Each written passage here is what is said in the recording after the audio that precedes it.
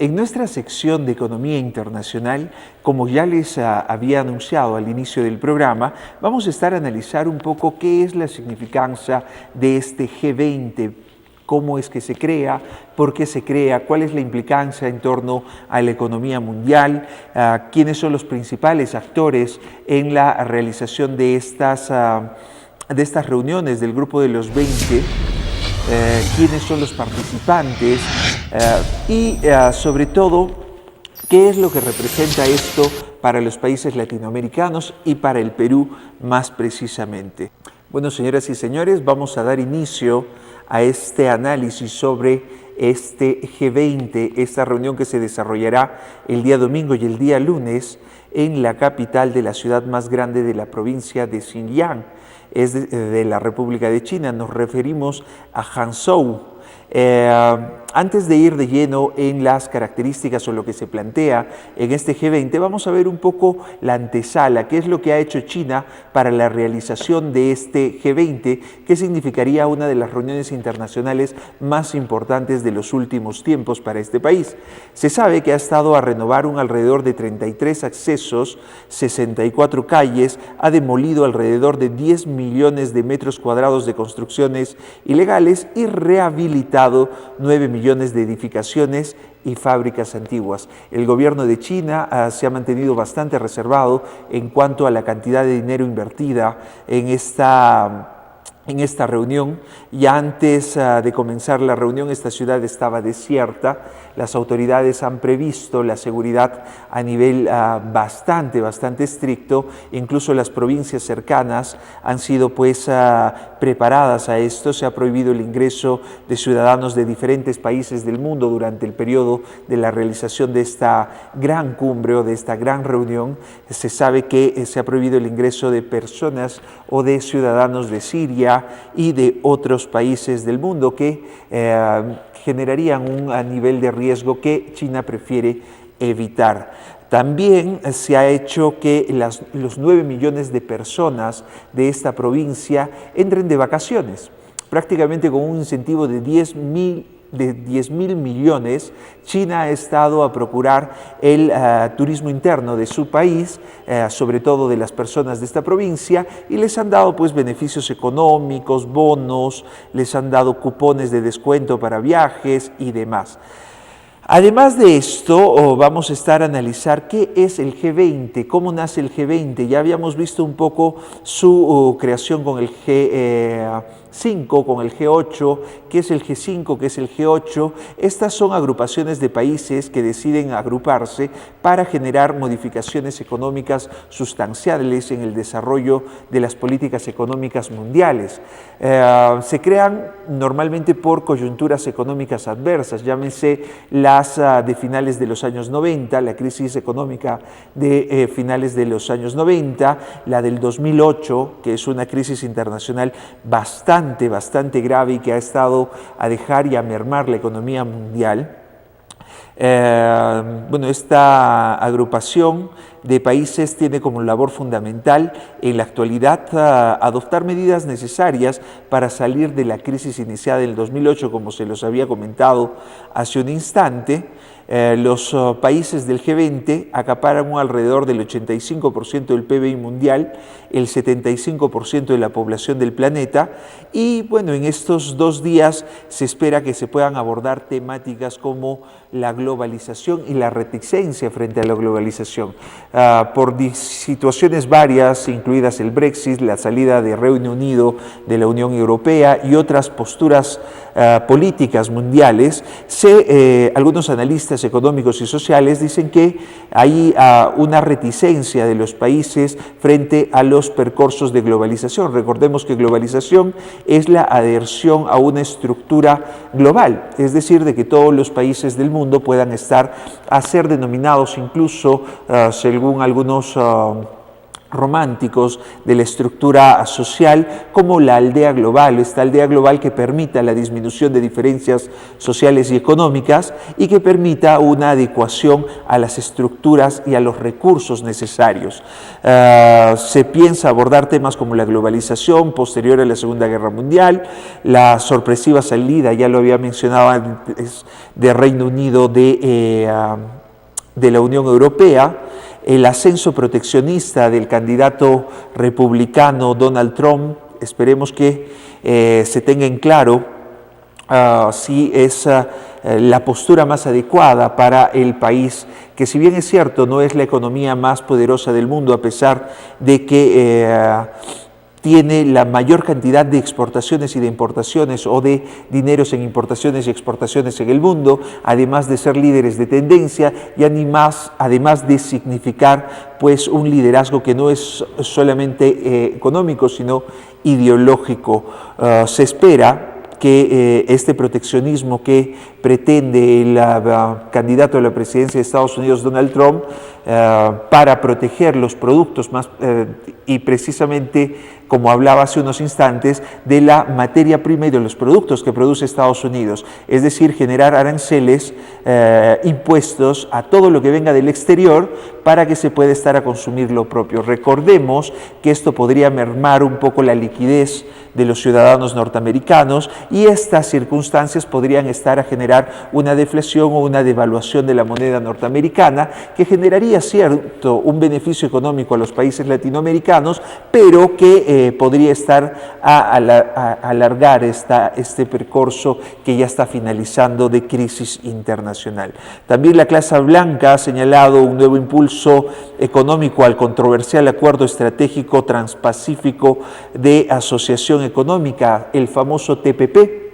que estaremos disgregando en los próximos programas. Este acuerdo que aúna a alrededor de 8 países importantes del mundo, entre ellos el Perú, y que generaría, pues, por ejemplo, en el sector económico, un ingreso de medicamentos, cierto, a menores precios, pero que no legitimarían una continuidad en torno a esta política de que posteriormente pasen a ser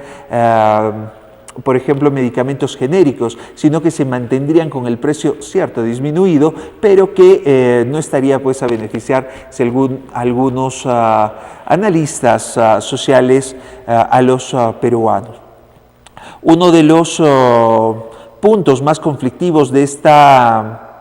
cumbre es la sobrecapacidad industrial global del acero, y este es un tema bastante importante para China, dado que ellos son los principales productores de esta materia prima en el mundo. Esperemos se pueda llegar a acuerdos importantes, dado que de las conclusiones de este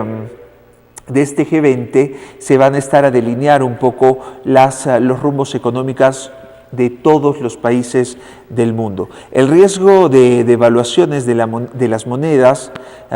proteger los mercados de exportación, como el ejemplo de Estados Unidos que mencioné hace un instante. Todos los países de América Latina han presentado devaluaciones en sus monedas. Recordemos que estas devaluaciones son simplemente la comparación de una moneda estable o de un bien como el oro. Es decir, cuando disminuye el precio del sol frente al dólar, esto quiere decir que hay devaluación, y en los últimos años esta recuperación de los Estados Unidos frente a la crisis internacional ha significado que el peso chileno, por ejemplo, haya caído alrededor de 6 años.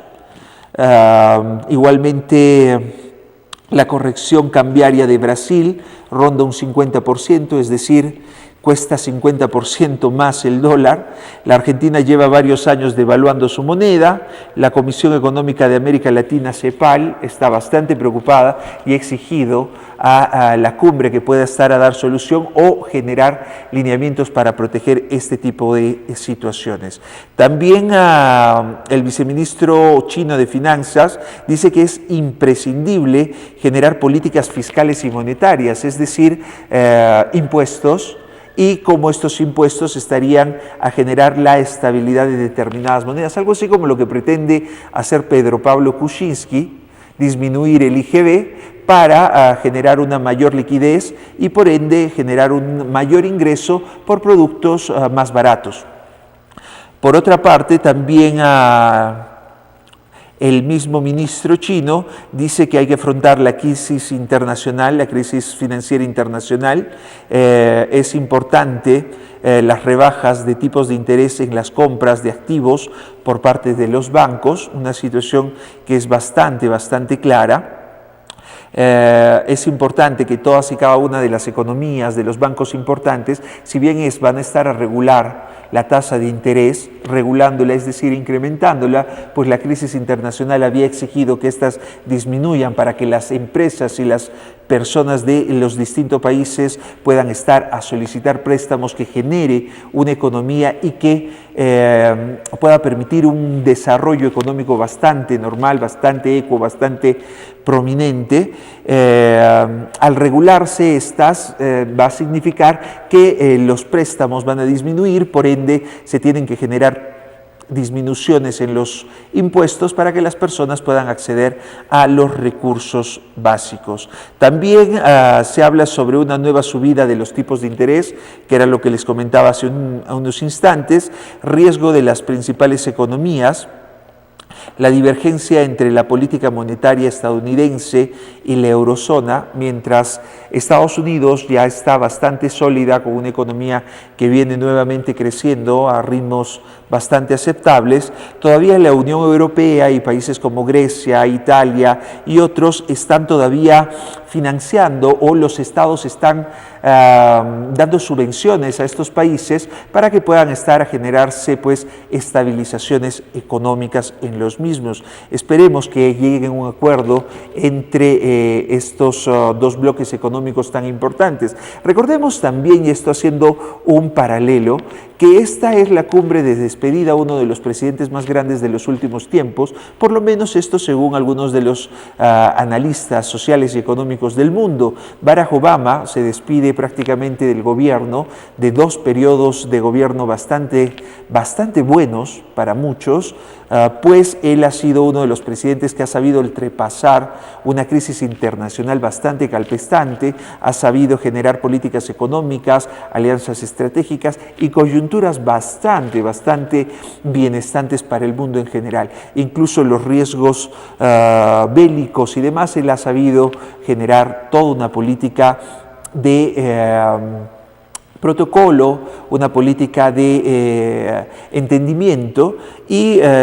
bueno, se despide de los Estados Unidos o de las cumbres de este tipo. También está la presentación de la nueva ministra del Reino Unido,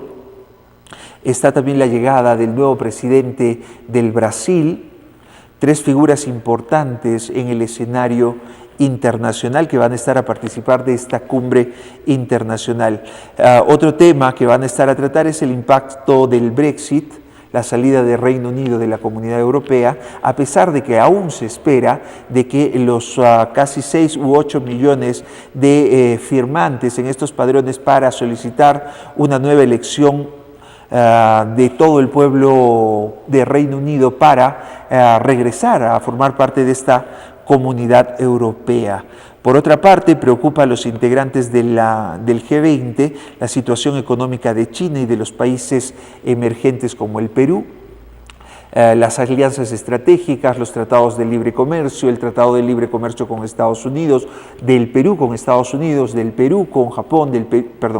Perú con China, del Perú con Japón, del Perú con Europa, son tratados internacionales que podrían variar los horizontes económicos del mundo, que generarían una mejora para nuestro país, pero que deben estar analizados desde la coyuntura mundial. Y esto es algo que preocupa en el G20, en esta reunión del G20. Después, las inversiones extranjeras del gigante asiático, cómo es que China estará a invertir en el mundo, Ahora, lo que piden también los países europeos y Estados Unidos es una apertura de China al ingreso de inversiones extranjeras, es decir, al ingreso por ahí de Walmart, ahí al ingreso de Amazon o al ingreso de Apple o de otras grandes corporaciones que podrían significar una alianza estratégica con China bastante importante, pero que China con estos niveles de proteccionismo y de crecimiento, legitimados en un crecimiento interno, no han estado a permitir en los últimos periodos. Eso es un poco lo que van a estar a analizar en el G20. Ahora, el Fondo Monetario Internacional, Christine Lagarde, dijo que esta semana los líderes del G20 deberán impulsar el argumento para el comercio y la globalización, cosa que es imprescindible, pues si bien es cierto hoy por hoy el liberismo o el liberalismo, que es simplemente la posibilidad de que todos los países puedan comerciar libremente en una estructura de mercado, es algo realmente importante, es algo que ha demostradose en el percurso del tiempo que ha significado el desarrollo de los países, mientras que las otras tendencias ideológicas, como por ejemplo el comunismo, no han pues sido las más adecuadas posibles. Vayamos a ver ejemplos claros como Rusia, vayamos a ver ejemplos claros como Vietnam u otros ejemplos como el mismo Venezuela, que hoy viene pasando, cierto, no una política comunista, pero sí una nacionalista pseudo proteccionista de la población y que por ejemplo, incluso Cuba, ¿no?, que tiene un régimen socialista y que hoy está aperturándose a un mundo no solamente globalizado, sino a un mundo donde la libertad de comerciar ha generado el progreso. Uno de estos ejemplos es Chile, otro de estos ejemplos es Perú, que una vez regresado a este panorama global ha pues demostrado un crecimiento bastante importante. Esto es lo que se estará a tratar en el G20. Esperemos que las autoridades, que los presidentes, los líderes de los diferentes bancos de los países más importantes del mundo tengan en consideración políticas sustanciales para el beneficio de todo el mundo y logremos así salir por fin de esta crisis internacional y podamos estar pues a desarrollarnos de una manera ecua y que los países emergentes puedan estar pues a aperturarse y formar parte también de estos posicionamientos en el mundo, donde vemos ciertamente a una China con coyunturas económicas muy importantes, pero no dejando de lado aún el liderazgo de Estados Unidos y